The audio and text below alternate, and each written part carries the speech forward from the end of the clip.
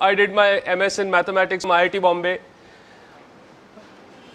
And after that, I thought it would be much more interesting to teach people meditation and make them happy rather than teach them maths and make them miserable. You know? So,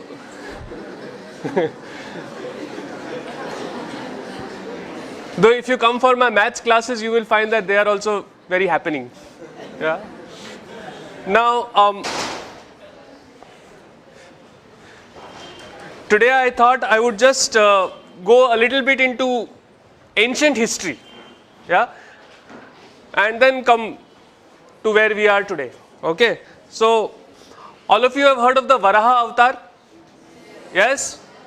If you have not, which country are you in? The Varaha avatar is when Lord Vishnu, right?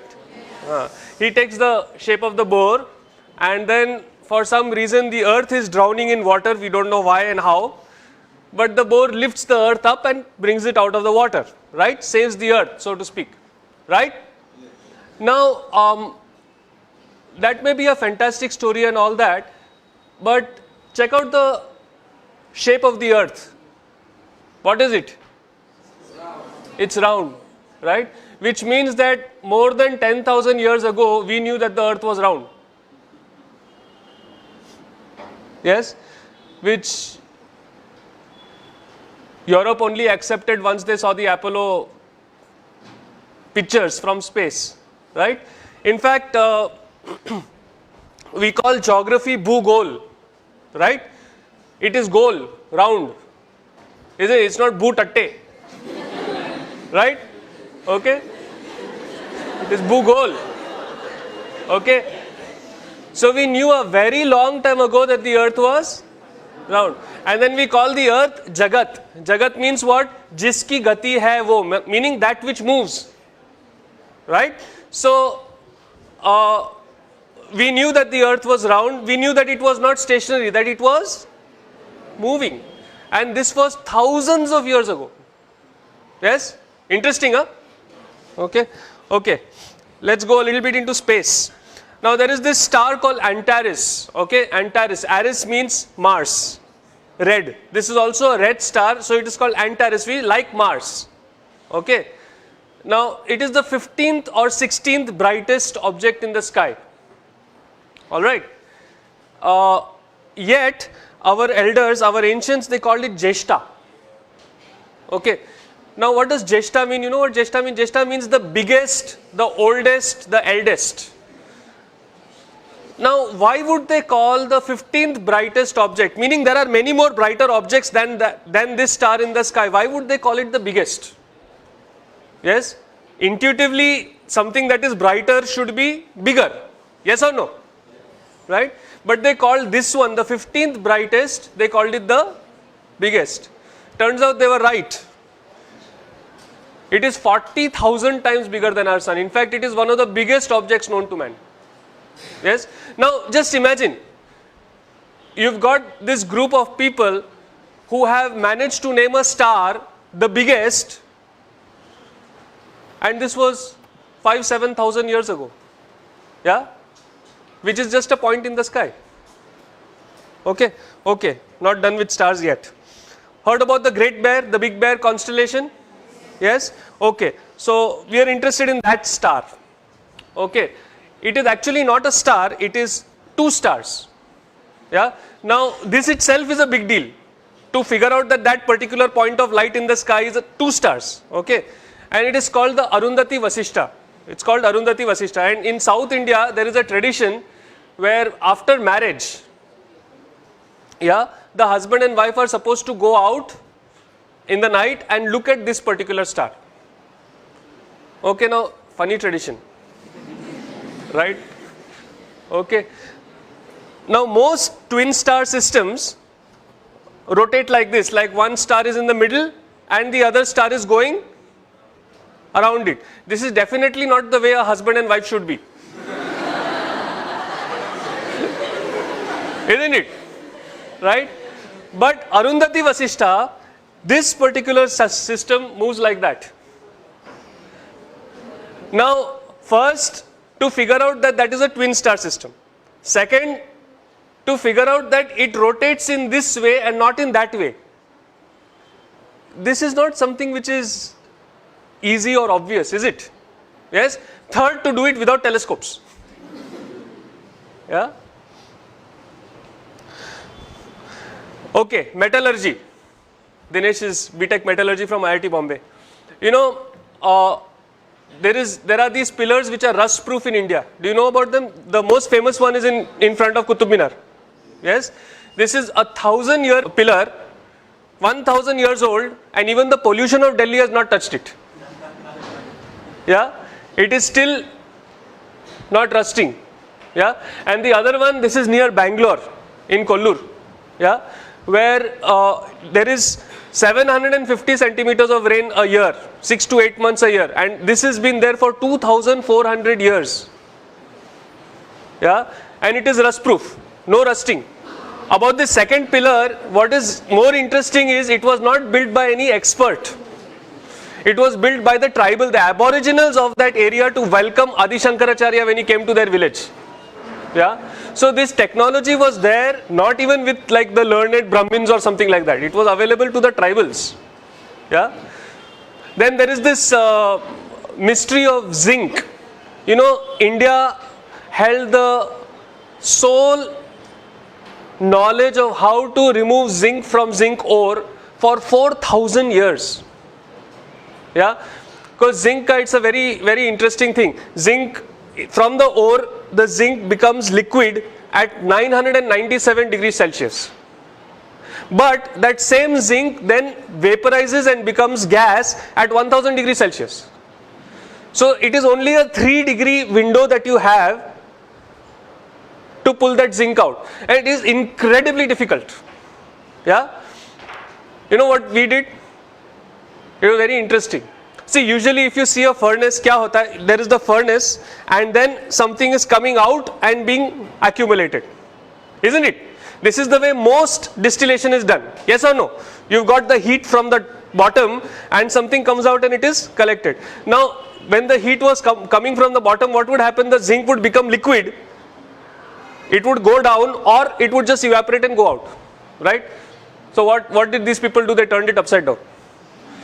They put the heat on the top and they put an ice bath below it, cold. So it would come down, then it would go in the cold, it would solidify and you would get the zinc. Yeah. For 4,000 years we kept this technique secret over here.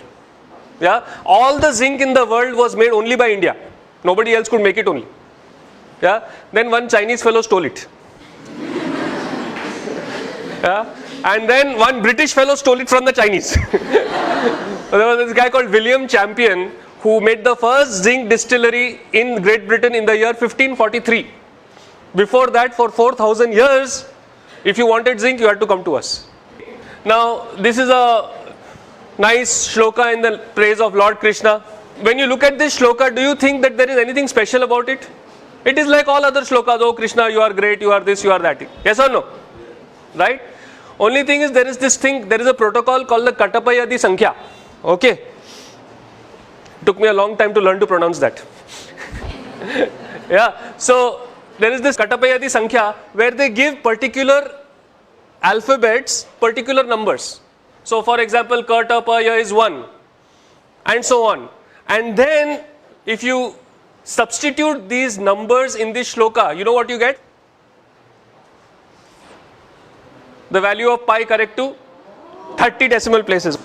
Yeah. So we knew how to do encryption also. Yeah. Acha, now don't you like this what I am talking about? So clap and tell me no. Yeah. You know, I am not used to just talking to an audience. I want audience feedback also. All right. Okay. If you don't like it, then do like that. So I know. Now recently I had been to Goa, and in Goa there is this place called Vasco da Gama. You have heard of it, right? Now why is Vasco da Gama called Vasco da Gama? Because there was this fellow from Portugal who came and supposedly discovered India. Right? Okay, let me tell you the true story. This story is in Vasco da Gama's own journal, which is there in Lisbon today. Okay. There were two guys who went searching for India. One of them was Christopher Columbus The other was Vasco da Gama. Okay. Now Christopher Columbus, he went in the opposite direction. From Europe he went up. Okay. And he found America. Only he thought America was India. Okay. That is why the natives of Americans are called Indians. That's where the Indian name comes. Because he thought, मेरे को India मिल गया. Right. So he called those people Indian. He called them Indians actually. Then the other people came and called them red because they were not white. Yes. So that was Christopher Columbus' story. Vasco da Gama, he went in the opposite direction. If you know your geography, he came down from Africa, and he was too chicken to go out into the main sea. He would only sail keeping the coast in view. Okay. And he was having the biggest ship available at that time in Europe. Alright. So he came all the way down to the Cape of Good Hope. Okay. And over there, he was wondering, now how do I cross? Because from there to go to India, you have to go across the ocean, across the sea. Right. Over there he met a Gujarati whose name was Kanha. Okay. He does not mention the surname. Possibly Patel. Okay.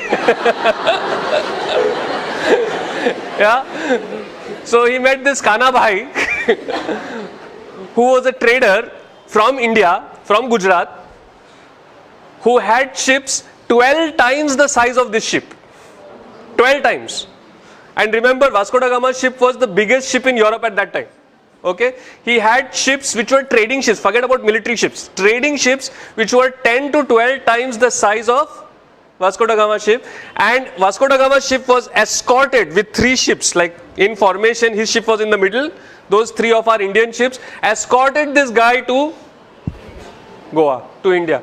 Yeah, so maybe we should call Kanha, no? Yes.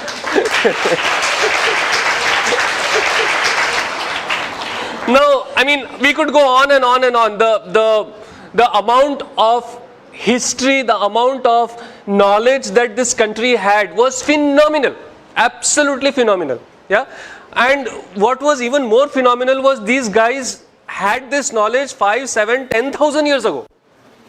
Yes, when Europe was still, using bow and arrow to kill deer, our people were distilling zinc. Yes. Now, how did they have this knowledge? Yes. No, there is only one reason. All our scientists were saints. All of them did pranayam, all of them did yoga, all of them meditated. Yes. So what happened was, because when you have trained your mind like this, when you have meditated, when you know how to do this, and you have done it for appreciable number of years, then you are no longer limited by physical instruments. If you want to go into outer space, you close your eyes, boom, you can go. If you want to go into the depth of the atom, you close your eyes, you can get there. And then you are seeing it, right? So it has to be accurate.